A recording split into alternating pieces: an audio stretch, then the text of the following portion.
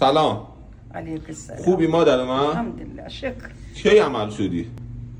نه یادم رسید. 2 هفته پیش عمل شدی درسته؟ الان باید بخیاتو بکشم. زانوت اینقدر شدید پرانتزی بود که اصلا نمیتونستی راه بری درسته؟ رو دستم راه میرفتم. آفرین با دستت راه میرفتی. الان عمل شدی 2 هفته است. خودت میگی چه راه میرم. حالا ما هم ازت فیلم میگیریم راه رفتنتو نگاه میکنیم. الان بخیاتو میکشم. عملت خیلی خوب شده. خودت هم یه خانم خیلی قوی هستی. انشالله خودت هم همکاری میکنی. از اونم بهتر. وقت پدرت قوی شدم ولی قلبم داری. انشالله همیشه سلامت. سالته؟ سلام. مامان چند سالته؟ 80. بیا. ولی سن اصلا من برای من نیست. قبل از عمل اصلا نمیتونستی راه بری. الان بدون زانوبند با واکر خوب راه میری.